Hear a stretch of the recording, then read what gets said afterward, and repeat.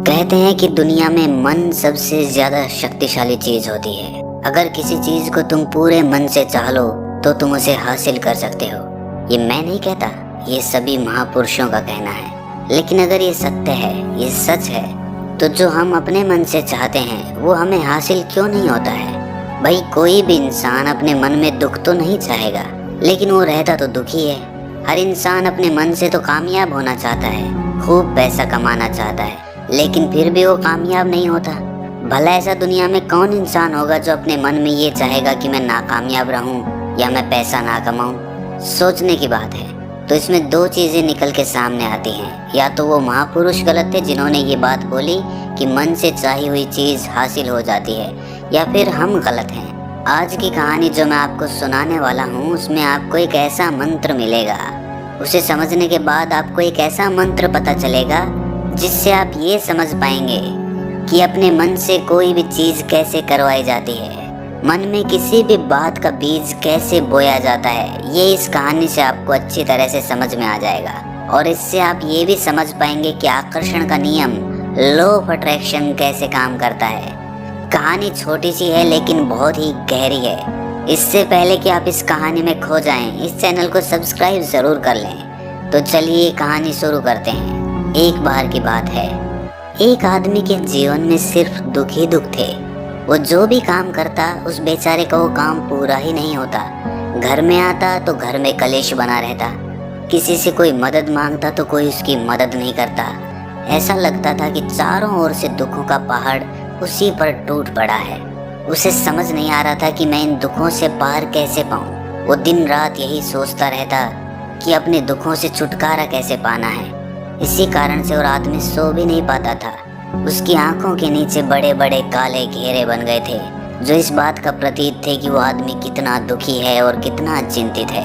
कभी कभी तो उसके मन में आत्महत्या करने के भी ख्याल आते थे, लेकिन अपने परिवार की चिंता करके वो ये कदम नहीं उठा पाता था। वो इतना दुखी हो गया कि उसने निर्णय किया कि वो इन दुखों से छुटकारा पाके रहेगा। इसके लिए चाहे उसे कितनी भी मेहनत करनी पड़े, कुछ भी करना पड़े, चाहे अंगारों पे चलना पड़े, लेकिन इन दुखों से छुटकारा हासिल करके रहेगा। ऐसे ही एक दिन उसने अपने मित्र से पूछा कि मैं अपने जीवन को कैसे सुधारूं।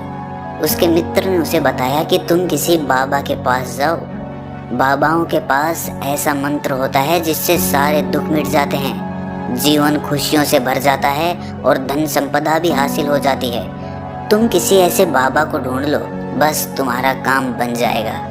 उस आदमी के मन में ये बात पूरी तरह से पक्की बैठ गई कि कोई बाबा ही मेरा दुख दूर कर सकता है। और इसीलिए उसे किसी भी बाबा के बारे में पता चलता तो वो उस बाबा के पास पहुंच जाता, उस बाबा को अपनी समस्या बताता और उससे उसका समाधान पूछता और कहता कि बाबा मैं कुछ भी करने के लिए तैयार हूँ, लेकिन मेरी इन समस्याओं से मुझे छुटकारा दिला दीजिए। आप जो कहेंगे मैं वो करूँगा, लेकिन मेरे जीवन को सुधार दीजिए। बाबा उसे कुछ टोने टोट के बता देते थे करने के लिए, और बदले में दान दक्षिणा ले लेते थे कि ये टोना टोटका करने के बाद तुम्हारे घर में सुख शांति बनी रहेगी, बस इस टोटके को पूरी विधि के साथ करना। वो आदमी घर लौटकर पूरी विधि के साथ टोने टोटके करने लगा, लेकिन बहुत टोने टोटके करने के बाद भी उसके जीवन में कुछ बदलाव नहीं आया। इसके विपरीत उसका जीवन और ज्यादा दुखी हो गया। जो भी बाबा उसे टोना टोटका देता था वो बदले में उससे दान दक्षिणा लेता था, जिससे उसका धन भी धीरे धीरे खत्म हो रहा था। इससे उसके जीवन में दुख और ज्यादा बढ़ गए। तब उसे लगा कि बाबाओं के पास जाने से तो मेरे जीवन में दुख कम होने की बजाय बढ़ते ही जा रहे हैं, तो मुझे क्या करना चाहिए? बाबाओं के पास जाऊं या ना जाऊं? फिर एक दिन एक आदमी ने उसे बताया कि तुम अपने घर में किसी पंडित को बुलाकर हवन करवा लो। हवन होगा, घर शुद्ध हो जाएगा। कोई भी बुरी ऊर्जा होगी घर में तो वो घर से बाहर चली जाएगी। किसी पंडित को बुलाकर पूरे विधि विधानों से मंत्रोच्चारण कराओ और हवन कराओ, जिससे घर में सुख शांति आए। उस आदमी के मन में ये बात बैठ गई और उसने एक पंडित को अपने घर पर बुलाकर हवन करवा दिया। हवन अच्छी तरह से संपन्न हुआ। बदले में पंडित ने भी अच्छी दान दक्षिणा ली और उसके बाद वो वहाँ से विदा हो गया। लेकिन कुछ दिनों के बाद उस आदमी को महसूस हुआ कि उसके जीवन में अब भी कोई बदलाव नहीं आया है। अब वो आदमी पूरी तरह से दुखी हो गया और ज्यादा परेशान हो गया। अब तो उसे लगने लगा था कि मेरे जीवन में से दुख कभी खत्म ही नहीं होंगे। और यही सोच सोच कर उस आदमी का बुरा हाल हो गया था।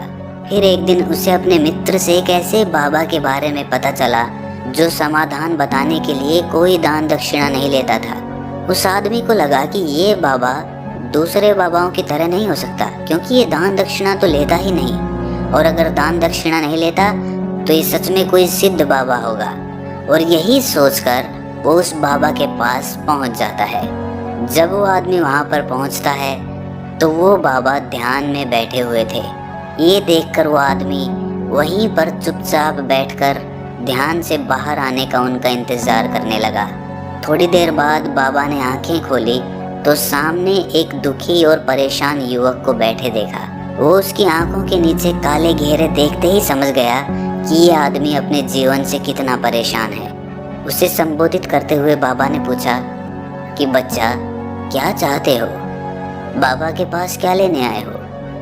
उस आदमी ने कहा कि बाबा, मैं अपने जीवन से बहुत परेशान हूँ। मैंने इन दुखों को दूर करने के लिए बहुत सारे रास्ते अपनाए।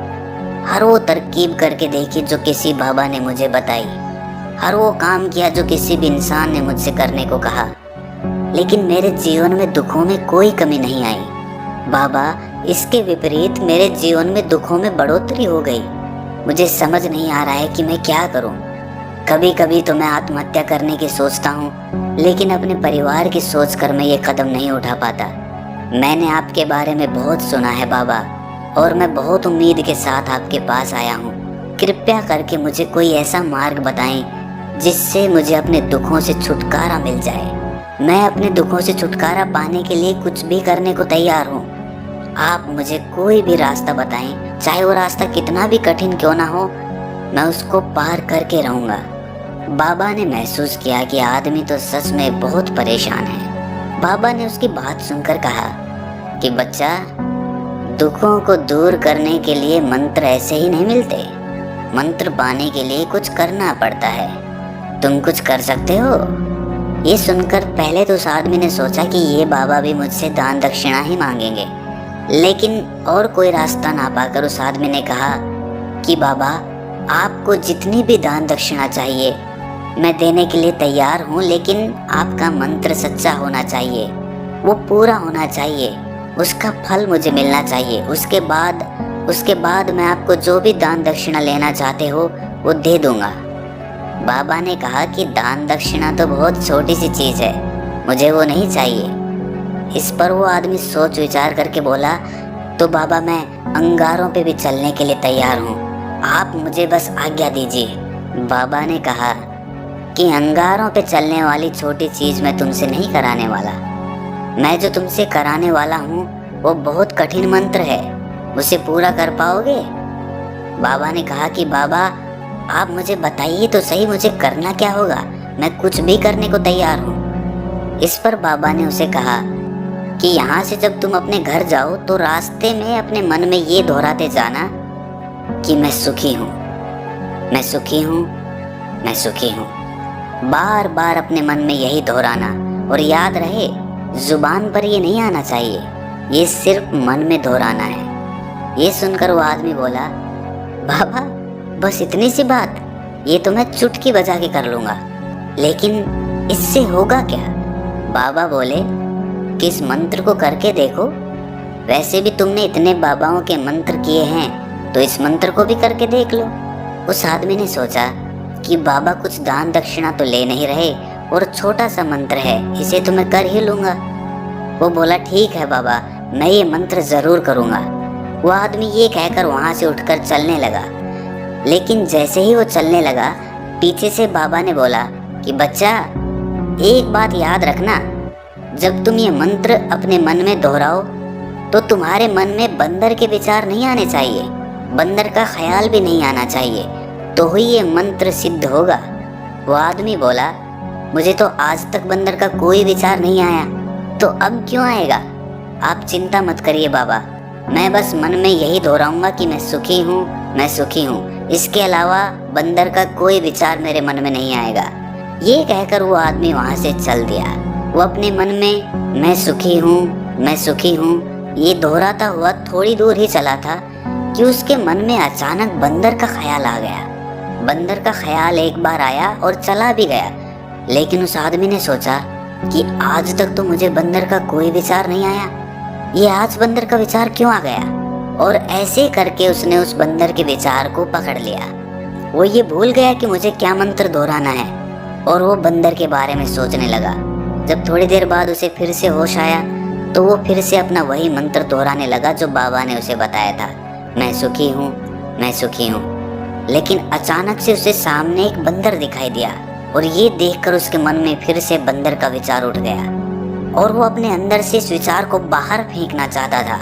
वो चाहता था कि मेरे अंदर किसी भी तरह बंदर का विचार ना आए, लेकिन उसे तो सामने बंदर ही दिखाई दे गया। ऐसे ही जद्दोजहद करते करते वो घर पे पहुंचा और घर पे पहुंचने के बाद अपनी पत्नी को कहा कि हे बंदरिया, मुझे खाने में बंदर परोस दो। और जब उसे एहसास हुआ कि उसने क्या बोल दिया तो वो अपने बाल नोचने लगा। वो दीवारों में सर मारने लगा कि आज तक मुझे बंदर का कोई विचार नहीं आया और आज मुझे ये क्या हो गया है कि मुझे हर जगह बंदर ही बंदर नजर आ रहे हैं, ये कैसी माया है। यही सोच सोच कर वो आदमी रात भर सो नहीं पाया। रात भर करवटें बदलता रहा और सुबह उठकर सीधे उसी बाबा के पास पहुंच गया और उसके चरणों में गिरकर कहा कि बाबा, पता नहीं क्या चमत्कार हो रहा है, आज तक मुझे बंदर का कोई विचार नहीं आया, लेकिन कल से जब से आपने मुझसे कहा कि बंदर का विचार नहीं आना चाहिए, तब से मुझे हर जगह बंदर ही बंदर नजर आ रहे हैं। उस आदमी ने कहा कि बाबा, मुझे तो आपके पीछे पेड़ पर बैठा हुआ बंदर भी केले खाता हुआ दिखाई दे रहा है, ये हो क्या रहा है बाबा। ये सुनकर बाबा हंसने लगे। बच्चा, मन का जाल एक ऐसा जाल है जिसे समझ पाना इतना आसान नहीं है। बंदर तो तुम्हारे रास्ते में पहले भी आते थे। जब तुम मेरे पास आए थे तो इन्हीं पेड़ों पे ये बंदर घूम रहे थे, लेकिन तब तुम्हारे ध्यान में ये बंदर नहीं था, तब तुम्हारे ध्यान में सिर्फ अपने दुख थे। इसके बाद बाबा ने उसे बताया कि बच्चा, हम जिस चीज से भी दूर भागना चाहते हैं वही चीज हमारे मन में बहुत गहरे में प्रविष्ट हो जाती है, वो हमारे अंतर मन में समा जाती है। असल में हम जिस चीज से भी छुटकारा पाना चाहते हैं उससे छुटकारा इसीलिए पाना चाहते हैं कि वो हमारे साथ बहुत गहरे से जुड़ी हुई है, और हम जितना ही उससे छुटकारा पाना चाहते हैं वो उतनी ही गहरी हमारे मन में बैठती चली जाती है और आखिरकार वो हमारे अंतर मन में छा जाती है। ऊपर से तो हम चाहते हैं सुखी होना कि मैं सुखी हूँ, सुखी हूँ, हमारे होंठ भी यही बोलते रहते हैं, लेकिन हमारे मन में दुख समाये होते हैं। हमारे विचारों में, हमारे मन में हमें दुख ही दुख दिखाई देते हैं। इसीलिए अपनी ज़ुबान से बार बार ये बोलने से कि मैं सुखी हूँ, मैं सुखी हूँ, हम सुखी नहीं होंगे जब तक ये मंत्र हमारे अंतर मन में प्रविष्ट नहीं होगा। इस पर उस आदमी ने पूछा कि बाबा, लेकिन ये मंत्र हमारे अंतर मन में प्रविष्ट कैसे होगा। ये सुनकर बाबा ने कहा कि बच्चा, अपने दुखों से लड़ना बंद कर दो। जब तक तुम अपने दुखों को दूर करने की सोचते रहोगे तब तक वो दुख तुमसे चिपके रहेंगे, तब तक वो दुख तुम्हारे अंतर मन पर अपना राज जमाए बैठे रहेंगे। और जिस दिन तुम उन दुखों के बारे में सोचना ही छोड़ दोगे, उन दुखों से छुटकारा ही नहीं पाना चाहोगे, उसी दिन से तुम्हारी जिंदगी से दुख गायब हो जाएंगे। क्योंकि किसी भी चीज़ से छुटकारा पाने के लिए हमें उस चीज़ के बारे में सोचना पड़ता है, और हम जितना ही उस चीज़ के बारे में सोचते हैं वो उतनी ही गहरी हमारे मन में प्रविष्ट होती चली जाती है। हम अधिकतर समय दुखों के बारे में ही सोचते हैं। हम यही सोचते हैं कि हमारे जीवन में दुख है और हमें इससे छुटकारा पाना है। इसी वजह से बार बार सोचने से वो दुख हमारे अंतर मन में प्रविष्ट हो जाते हैं और हमें एहसास भी नहीं होता।